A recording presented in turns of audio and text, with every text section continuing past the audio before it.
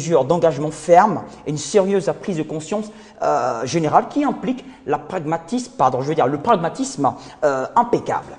Alors, Mohamed, si vous avez bien remarqué, les États africains, sinon les régions africaines, c'est-à-dire quand je prends par exemple le cas de l'Afrique de l'Ouest, tous ont compris finalement qu'il fallait s'unir pour créer certaines puissances par bloc pour permettre au continent de se développer. Voici un peu une importance qu'il faut souligner. Voici encore un autre problème qui s'insère dans ce développement, c'est le virus d'Ebola.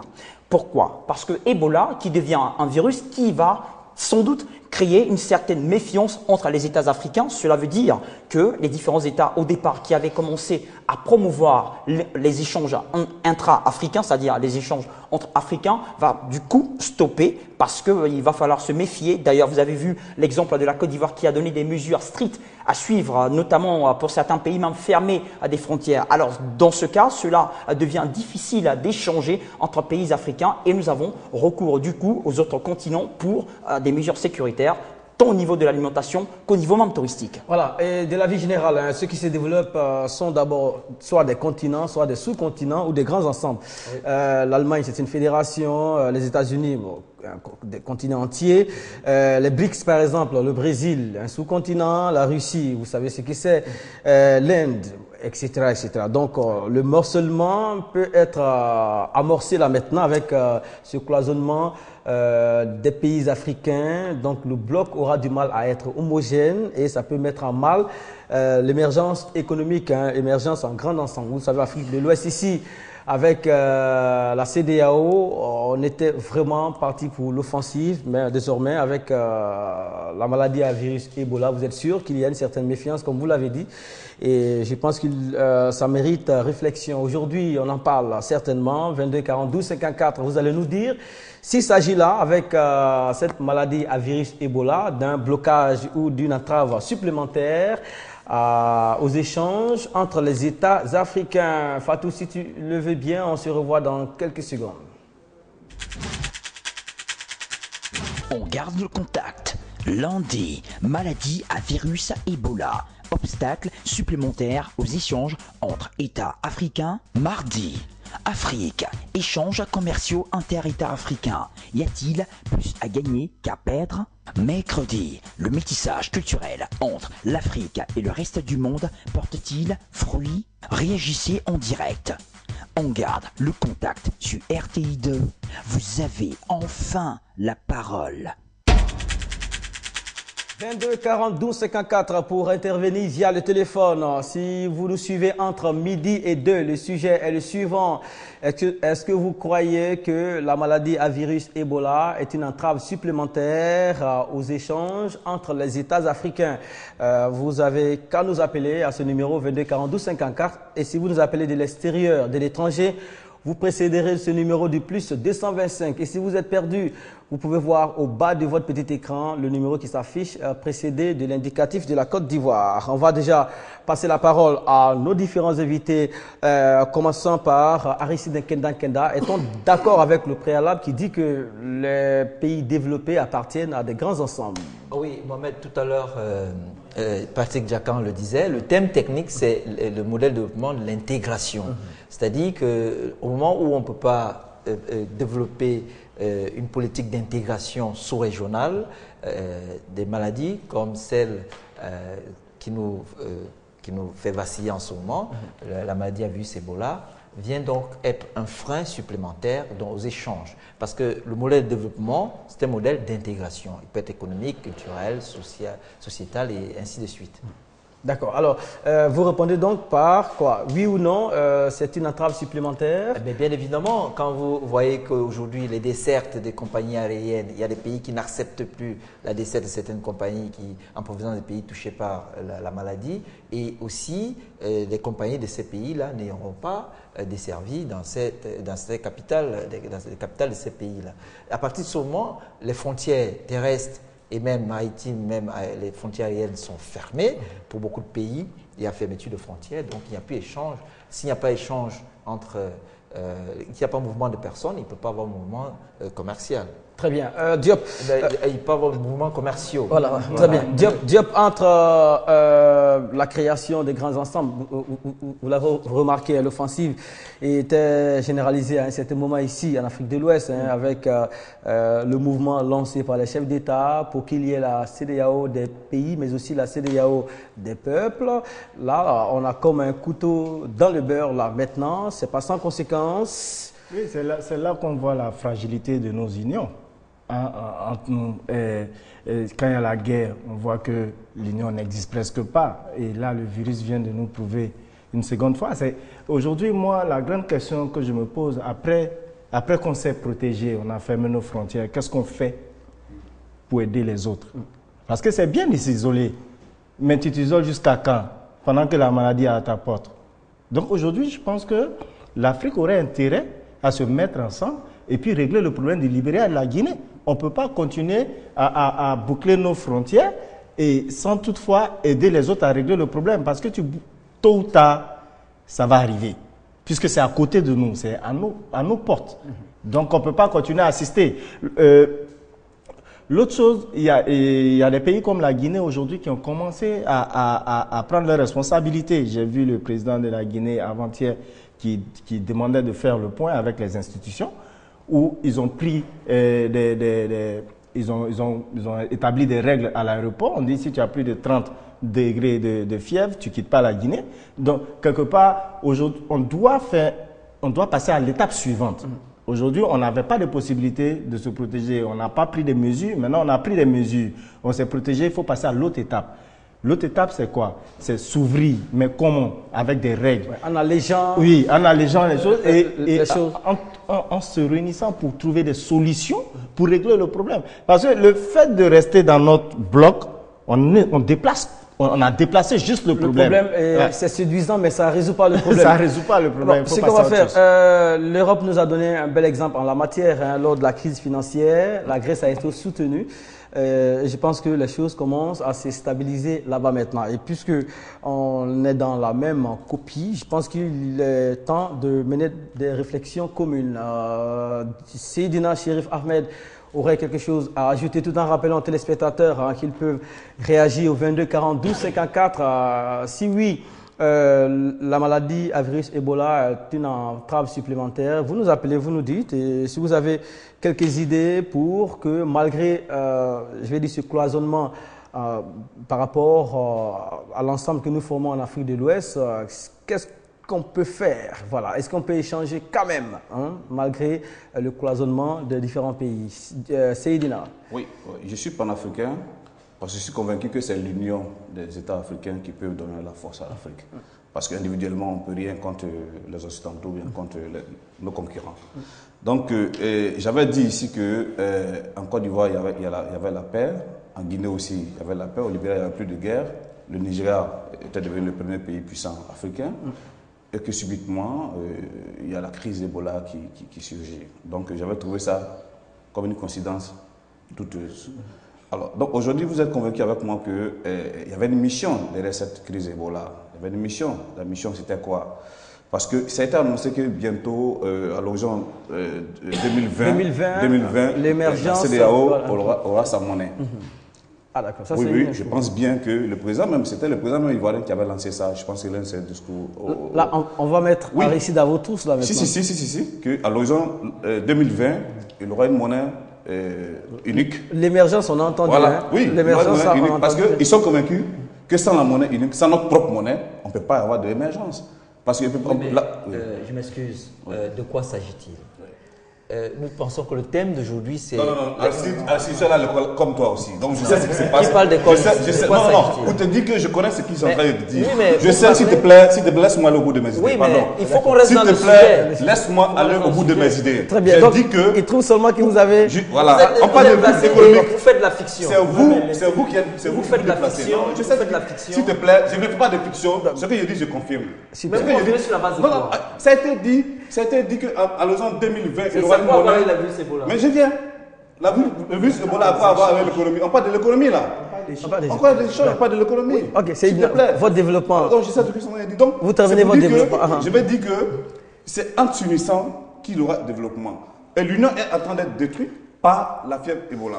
C'est ce qu'ils sont en train de dire. Si les frontières sont fermées, comment est-ce qu'on peut économiquement se développer? D'accord. Donc je dis oui. Vous faites exactement comme ceux, lorsqu'il y a eu le virus, le sida, qui ont dit que c'était un syndrome qui est venu pour décourager amoureux. Écoutez, Et que non, c'était pas attention. vrai. Mais si vous attendez, c'était le propos. Ne pense pas. Moi je dis, s'il te plaît, j'affirme, je suis président de l'Institut des civilisations noires, une organisation. Comment on appelle ça, reconnu par l'État de Côte d'Ivoire. Attends, s'il te plaît. Donc, non. Donc, ça me dit que je ne vais pas avancer des On va calmer les choses. On va je suis un chercheur. Permettez-moi de dire aux populations, faites très attention, c'est un virus mortel. Et vous nous dites que... C'est moi, c'est dans qui a lancé sur ce plateau que... Mais ne venez pas nous raconter des histoires qui relèvent de la fiction. C'est vous qui avez peut-être des erreurs qui sont prêts à faire des choses. On n'a pas de preuves. On va se calmer. Permettez-nous. On va aller... Je suis très sérieux. Et puis je suis conscient de cela, s'il te plaît. Très bien. Je suis conscient de la sérénité de ce podium. Voilà. Donc, je n'ai pas de leçons à Seydina, pardonnez, 2 minutes, on va se calmer. On va aller à Touba, retrouver M. Doumbia. Diop, ne riez pas du tout. Seydina, l'ancien développement qui a été contré par Aristide. Donc, ça amène un peu de chaleur ici. Alors, on part à Touba. M. Doumbia, bonjour. M. Doumbia. Oui, allô. Oui, merci d'être avec nous. Vous appelez depuis Touba. Oui, j'appelle depuis Touba. Voilà, la question sera simple pour éviter d'aller dans tous les sens. Vous allez nous dire si oui ou non la maladie à virus Ebola est une entrave supplémentaire aux échanges entre les États africains. Bon, en fait, moi, aujourd'hui, mon problème, je suis à Touba, on n'est pas loin de Guinée. Allô? Oui, on vous suit. Vous êtes à Touba, vous n'êtes pas loin de la Guinée, vraiment. Cette maladie-là, vraiment, ça existe vraiment, mais on n'est pas en sécurité parce qu'il y a vraiment les frontières qui ne sont pas fermées.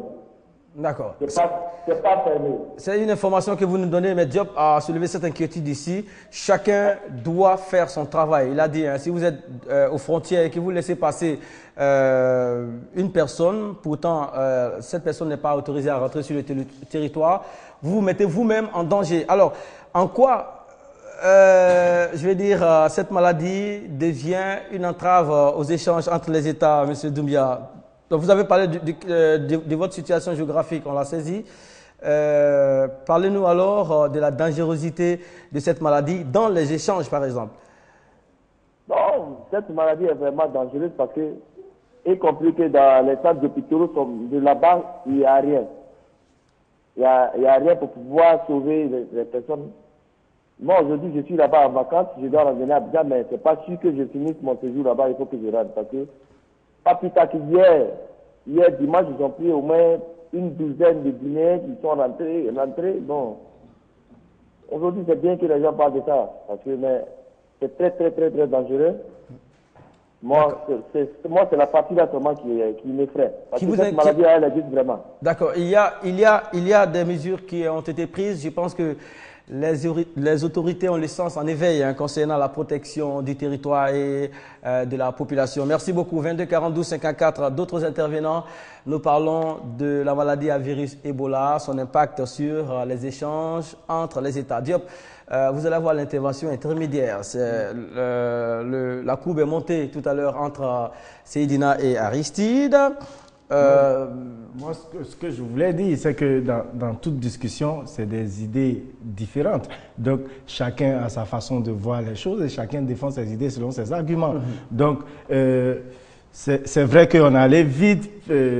Aristide utilise un terme tout le temps souvent qui choque. Par exemple, quand il dit on est sur un plateau sérieux, ça fait plus d'1 an qu'il est là. Il sait que c'est un plateau sérieux.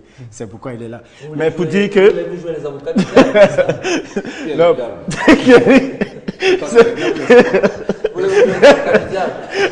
C'est toi ou c'est de là qui le diable. Parenthèse. Il faut, c'est pas parce que je dis que c'est un plateau, c'est parce que justement, il faut qu'on soit sûr de ce qu'on dit. Nous sommes avant tout, mon métier, c'est le métier où on traite les faits. On ne peut pas dire des choses qui ne sont pas vérifiables. Qu'est-ce qu'il a dit qui n'est pas vérifiable? Mais vous tenez cette chose. J'ai dit que le président ivoirien, lors d'une des conférences, je pense que c'était au Mali, par rapport à la CEDEAO, qu'il a annoncé que à l'horizon 2020, je parle de l'économie. Mais attendez, on parle de l'économie. Là, aujourd'hui, nous met en état sur l'avancement de On la parle d'économie, sous-région. non? Le Nous sujet, prenons conscience que non, c'est non. une maladie. Le Dans sujet, c'est en quoi est-ce que... Tu as soulevé la question, nous devons travailler. Oui. Nous devons travailler à faire face à cette maladie. On dit, la question est en quoi est-ce que Mais le fait de dire, non, parce qu'en 2020, on a prévu qu'on aurait la monnaie unique, le Niger est devenu la première puissance, et subitement, Ebola, non, c'était un raccourci qui n'est pas vérifiable. Très bien. Il faut qu'on soit assez sérieux. Ce n'est pas un raccourci. Peut-être que c'est qu'il y a des problèmes de sérénité. Voilà, on a quelques problèmes avec vous. Bon, on va y aller sur la toile. Patrick Ndiakan, on transite d'abord par l'élément concernant Facebook et tout à l'heure, on va prendre quelques réactions. C'est pas prêt, on peut y aller directement. D'accord. Il s'agit de la réaction de Mirage Sacha Fofana. Elle nous dit il est évident que la maladie fièvre Ebola est un obstacle aux échanges entre les pays africains car la fermeture des frontières rend encore plus difficile les relations entre nations africaines. En effet, ces relations, bien que fraternelles, sont aussi au niveau du transport et du commerce. La fièvre Ebola crée une rupture de toutes ces relations, provoquant ainsi une pénurie de vivres dans les marchés, ce qui engendre l'argumentation du prix des denrées, le chômage pour les agents des compagnies de transport et des hôtels. En clair, cette maladie impacte à tous les niveaux sur les relations entre les nations africaines. Nous avons une autre réaction de la part de M. Oumar Bilo Kanté qui nous dit il y a-t-il vraiment des frontières fiables entre les pays africains? Il nous pose la question, avons-nous réellement les moyens de contrôler pour les surveiller? Encore une autre question. Ebola vient officiellement mettre fin à la liberté de circulation entre les pays africains, pas de circulation donc pas d'échange. Il faut craindre l'augmentation du coût de la vie dans ces pays, la pénurie de certains produits et aussi l'augmentation de la pauvreté dans ces différents pays. On va terminer pour l'instant avec une préoccupation d'un internaute sur cette question du jour. Pour ma part, je pense que les relations entre pays africains ne sont pas fortes car le virus est aperçu il y a très longtemps de cela et personne n'a pris l'initiative de prendre au sérieux ce virus. Nos États ont trop de méfiance entre eux, il n'existe alors aucune confiance entre eux. Voilà, la fermeture des frontières et aussi la mise en quarantaine de certains quartiers, il s'agit d'actes qui ont par moment fait monter la tension, surtout au Libéria, Aristide. Absolument, où les gens ne comprenaient pas, ne savaient même pas qu'ils étaient mis en quarantaine. Et c'est un véritable problème. Et je crois qu'il y a un internaute qui le dit bien. Est-ce que nous sommes capables de faire face? Est-ce que nous avons pris conscience? Le virus est apparu en Afrique à quel moment? Comment se fait-il que des gens quittent, comme disait Dr Gabriel, pour venir expérimenter un produit qu'ils ont conçu chez eux? Bien évidemment, il faut que les gens comprennent. Quand nous avons un obstacle en face, nous devons vaincre l'obstacle au lieu de le contourner avec des jérémiades et des rotomotards inacceptables. Très bien. Nous allons à Makoré retrouver M. Quadio. Il est au 22 40 12 54. Bonjour, M. Quadio. Monsieur Quadio. Oui, bonjour. Le retour est très bas. Est-ce qu'on oui, pourrait... bonjour. Voilà, bonjour Monsieur Quadio. Vous êtes en direct sur RTI. Allô, bonjour. Oui, Monsieur Quadio, on vous perçoit maintenant, on vous entend parfaitement. Oui, moi je voudrais... Oui, en fait, je voudrais intervenir un peu. Je voudrais qu'on revienne un peu Oui. sur les échanges sur le thème économique. Oui, oui. Sur l'impact économique voilà, de la maladie à virus Ebola. On vous écoute alors. Voilà, c'est ça. Oui, il y a M. Seydina. Oui, Seydina. Qui est en train de développer un thème. Mais je ne comprends pas. Laissez-le finir. D'accord, ça fait un second avocat pour Seydina. Parce que cette maladie, comme M. Makistan l'a dit, elle ne vient pas de l'Afrique. Elle vient de l'Europe. Elle vient, si vous voulez, de l'Occident. Oui, mais notre inquiétude, c'est de savoir s'il s'agit de sources fiables. Est-ce qu'il ne s'agit pas de suppositions, d'opinions simples? Est-ce que les faits sont vérifiés? C'est notre problème. Mais c'est ce que je me suis à vous expliquer. D'accord, on vous écoute alors. Vous avez dit que M. Seydina a pris un raccourci. Mais ce n'est pas un raccourci. Quand on essaie de lire un peu dans ce qu'il dit, il veut nous faire dire que l'émergence qu'on recherche avec temps se fait avec les partenaires, c'est-à-dire les pays qui sont à côté de nous. Mais s'il y a, il y a cette maladie-là, d'où va venir l'émergence? Là est la question. Hein? Je suis désolé, laissez M. Stédina développer ce qu'il avait dit. C'était ça mon intervention, parce que je n'avais pas aimé. Laissez-le terminer ce qu'il veut dire. D'accord, merci beaucoup. Merci, on fera votre volonté, vous êtes la téléspectateur. Cette émission est la vôtre. D'abord, Aristide. Oui, Mohamed. Je viens d'entendre l'intervenant tout de suite. Il dit que Seydina a essayé d'expliquer que c'est ensemble qu'on va le faire. C'était au début de son développement. Mais là où je n'ai pas été d'accord avec Seydina, c'est qu'il veut faire un rapprochement entre le fait qu'il y a une coïncidence entre la montée en puissance des pays comme le Nigeria et puis la sous-région et la monnaie unique de l'Afrique de l'Ouest qui arrive en 2020 et l'arrivée de la maladie à virus Ebola. Comment tu peux penser à ma place? Il fallait me laisser finir. Le problème, c'est qu'il faut que Aristide nous laisse. Nous sommes tous des responsables. Très bien, très bien. On n'a plus trop de temps. Seydina, on vous laisse une minute pour aller... Non, bon, moi, ce que je veux dire, on dit à quelque chose de malheur bon. Alors, je pense que les États africains devaient... Parce que le développement de l'Afrique, c'est endogène. Ça ne va pas venir de l'extérieur. Même les solutions que nous cherchons à parler de Ebola, ça ne viendra pas de l'extérieur. Il faut qu'on se le dise. Donc, on dit quelque chose de malheur bon. Donc, il ne faudrait pas qu'on prenne le problème de la maladie d'Ebola comme une fatalité. Mais plutôt, nous devons pouvoir nous appuyer sur nos valeurs que nous avons pour pouvoir nous développer et lutter contre cette maladie. D'accord. Comment? En associant ce que vous avez listé justement, en associant nos guérisseurs, nos sorciers, nos savants. Quand on dit sorciers, les gens rient. Mais c'est des gens qui ont des pouvoirs. C'est des gens qui arrêtent la pluie. C'est des gens qui font venir des appels. C'est des gens qui font plein de choses. Mais il faut que maintenant, on les associe comment? Il faut en les finançant. Les grands chercheurs européens, les structures qui sortent des sérums et des vaccins sont financées par les États en Europe. Il y a eu la grippe. Il y a eu la grippe en Europe. Ils n'ont pas fermé leurs frontières. Ils ont trouvé des solutions ensemble pour communiquer d'abord et après, ils ont financé des instituts de recherche pour trouver le vaccin contre la grippe. Et c'est ce qu'il faut faire. On a un continent, nous sommes allés dans les mêmes écoles que les autres, nous sommes intelligents. Tous les présidents d'Afrique aujourd'hui, c'est des gens qui ont beaucoup étudié. Je finis. On n'a pas de centre de lutte contre des épidémies, on est assis. Et à chaque fois, quand il y a une épidémie, c'est là qu'on crée des comités de crise. Avec des comités de crise, on ne pourra jamais rien résoudre.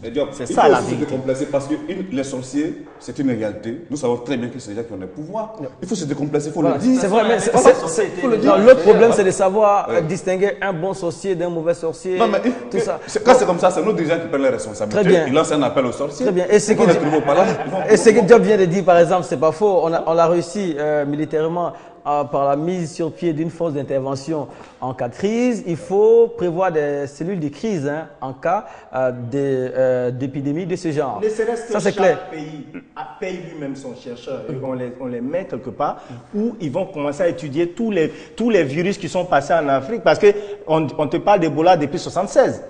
Et on ne s'attend pas à ce que ça revienne jusqu'à ce qu'un jour Ebola apparaisse, ça commence à décimer des gens. C'est là qu'on crée des cellules de crise. Et tu me rejoins parfaitement, Ismaël. Moi, je dis ça depuis la dernière fois.